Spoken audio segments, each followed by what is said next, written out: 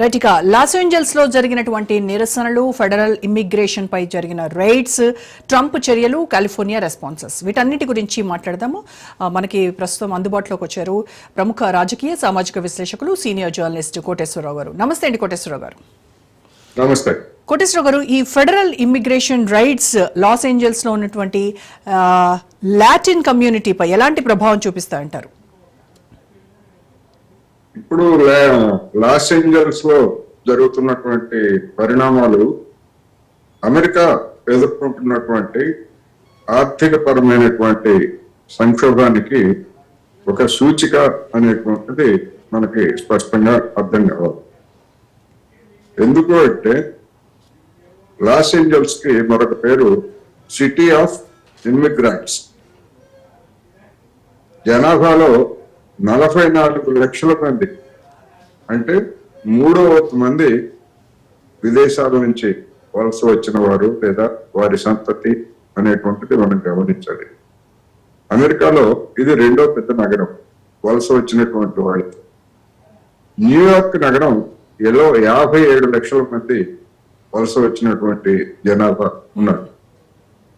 మరి న్యూయార్క్ నగరంలో కూడా ఇదే విధంగా వలస వచ్చినటువంటి వాళ్ళని అరెస్టులు చేయటం, జైల్లో పెట్టడం కనుక స్టార్ట్ చేస్తే అది కూడా మరొక లాస్ ఏంజల్స్ లాగా మారేటువంటి అవకాశం ఉంది. ఒక లాస్ ఏంజల్స్ లేదా న్యూయార్క్ నగరాలే కాదు, ఈ విధంగా వలస వచ్చినటువంటి వాళ్ళ మీద కనుక దాడులకు దిగితే మొత్తం అమెరికాలో ఉన్నటువంటి అనేక ప్రాంతాలు ఈ విధమైనటువంటి ఆందోళనలకి దారితీసేటువంటి అవకాశం ఉందనేటువంటిది మరి ఆ డొనాల్డ్ ట్రంప్ కి బుర్ర ఉందా లేదా అనేటువంటిది జనానికి అర్థం కాదు. ఈ అక్రమ వలసలను ప్రోత్సహించింది ఎవరు? అక్రమ వలసలను ప్రోత్సహించింది అమెరికాలో రిపబ్లికన్ల అధికారంలో ఉన్న, డెమోక్రాట్లు అధికారంలో ఉన్న అక్రమ వలసలని అన్డాక్యుమెంటెడ్ వర్కర్స్ ని ప్రోత్సహించి వాళ్ళ చేత పనులు చేయించుకున్నది, వాళ్ళ శ్రమ దోపిడీ చేసింది. $1 ట్రిలియన్ అక్కడ ఉన్నటువంటి కార్పొరేట్ సంస్థలు సంపాదించుకున్న మాట బహిరంగ రహస్యం. మరి ఇంత సడన్ గా ఎందుకు అక్రమ వలసలు వచ్చారు అనేటువంటి చూసినప్పుడు అక్కడ అమెరికాలో నిరుద్యోగ సమస్య, వేతన సమస్యలు తలెత్తాయి.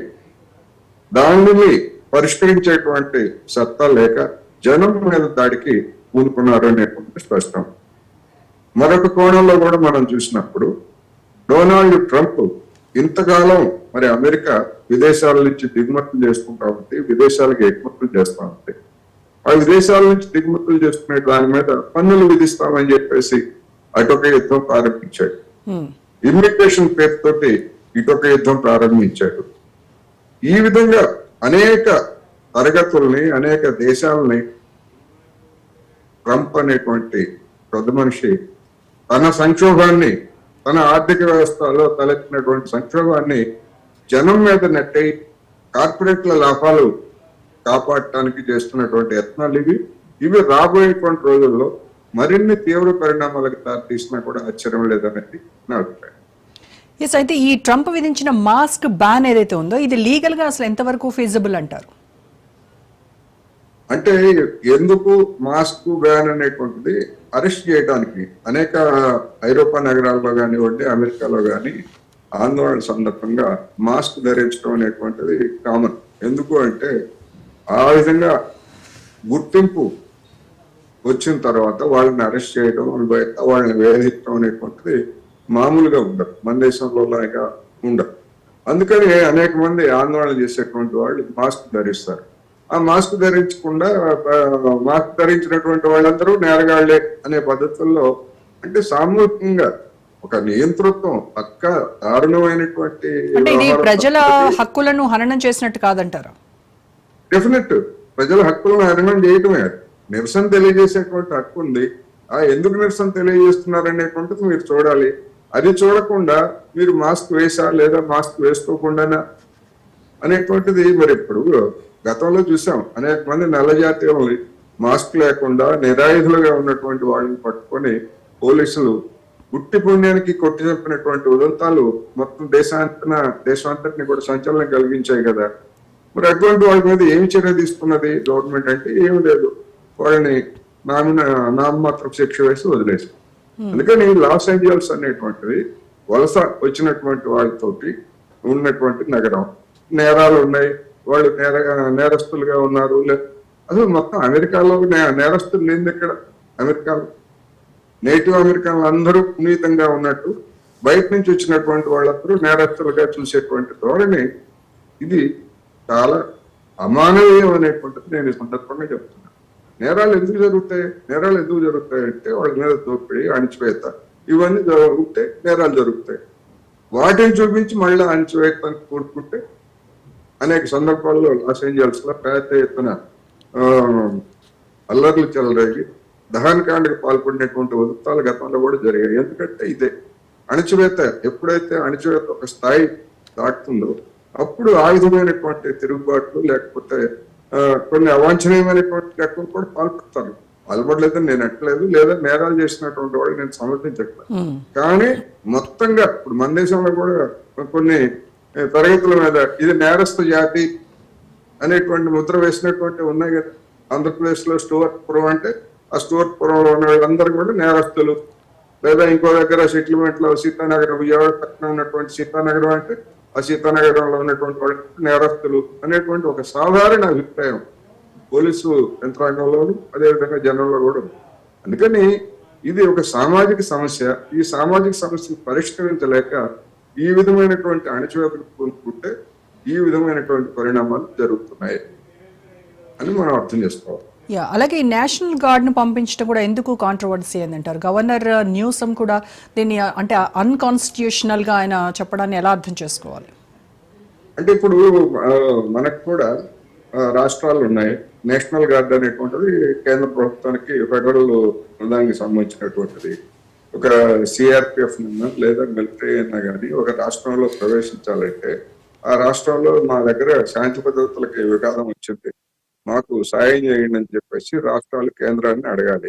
అలా కాకుండా ఏదో ఒక సాగుతోటి ఒక నగరంలో కొంతమంది నిరసన తెలియజేస్తున్నారు లేదా ఇంకొక పేరుతోటి కేంద్ర ప్రభుత్వము పారామిలిటరీ దించేసి రాష్ట్ర ప్రభుత్వాన్ని లెక్క చేయకుండా చేసిందనుకోండి, కేంద్ర రాష్ట్రాల సమస్య వస్తుంది. ఇప్పుడు కాలిఫోర్నియా రాష్ట్రంలో ఈ లాస్ ఏంజల్స్ అనేది ఉన్నది. కాలిఫోర్నియా డెమోక్రటిక్ పార్టీకి చెందినటువంటి వాళ్ళు ఇక్కడ గవర్నర్. అదేవిధంగా లాస్ ఏంజల్స్ నగరంలో ఉన్నటువంటి వాళ్ళు డెమోక్రటిక్ పార్టీకి చెందినటువంటి వాళ్ళు. వాళ్ళతో నిమిత్తం లేకుండా ఏదో మొత్తం అంతా అయిపోయింది. సాధారణమైనటువంటి ఇప్పుడు మనకి ఈ నిరసన ప్రదర్శనలు చేసేటువంటి వాళ్ళు అవాంఛనీయ ధోరణికి పాల్పడ్డారని మనకి ఎక్కడ వార్తలు రాలేదు. నిరసన తెలియజేస్తున్నారు, అరెస్టులను ఖండిస్తున్నారు, అంతవరకు వచ్చినాయి. కానీ మరి నేషనల్ గార్డును తీసుకురావడం అంటే ఏమిటి అంటే ఆదిలోనే పెద్ద ఎత్తున అటువంటి దమనకాండతో వాళ్ళని అణచివేయాలనేటువంటి ట్రంప్ యత్నం. ఆ ట్రంప్ యత్నాన్ని అక్కడ ఉన్నటువంటి మేయర్ కానీ లేకపోతే రాష్ట్ర గవర్నర్లు కానీ వ్యతిరేకిస్తున్నారు. మేము చట్టపరమైనటువంటి అభ్యంతరాలు కూడా తెలియజేస్తామని కూడా గవర్నర్ ప్రకటించాడు తాజా వార్తల ప్రకారం. అందువలన ఇది ఒక నేరడు కుసిపూరితమైనటువంటి వ్యవహారం మరి కాదనేది మనకు బాగా కనిపిస్తాం. అయితే వాళ్ళు నిరసనకారులు అయితే వాయిమో కార్లను తగలబెట్టడం కావచ్చు, అలాగే 101 ఫ్రీవేను బ్లాక్ చేయడం కావచ్చు కొన్ని గంటల వరకు. సో ఇవన్నీ మరి నిరసన చర్యలు కాదంటారా? వాటిపైన ఎలాంటి ఇంపాక్ట్ ఉంటుందంటారా? అండ్ మోరోవర్ ఇలాంటి చర్యలు అక్కడ నిరసన తెలుపుతున్న వాళ్ళకి సపోర్ట్ పెరుగుతుందా తగ్గుతుందంటారా ఇలాంటి వాటి వల్ల?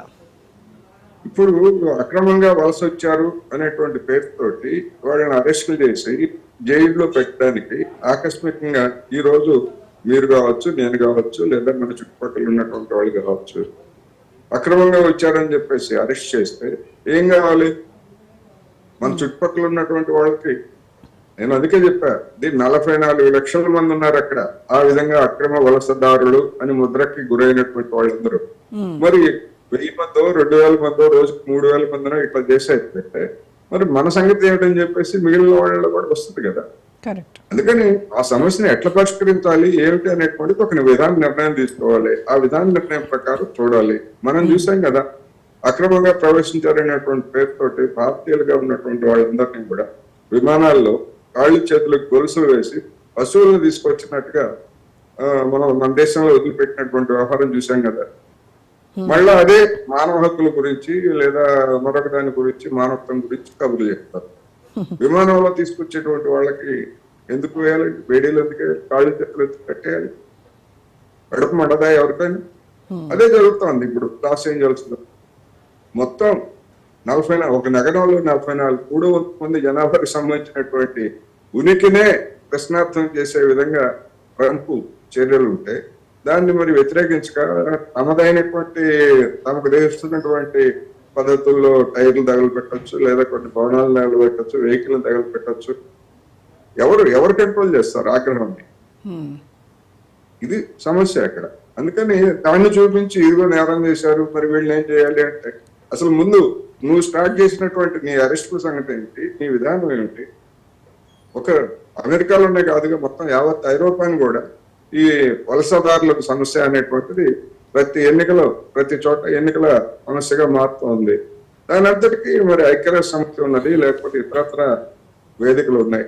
వాటిలో ఏమి చర్చించకుండా, ఏమి లేకుండా ఫైన్ మార్నింగ్ నేను ఎన్నికల్లో చెప్పాను, నేను అంతటిని పరిమాణిస్తానంటే ఎట్లా? మానవత్వ సమస్య కదా ఇది. అయితే లాస్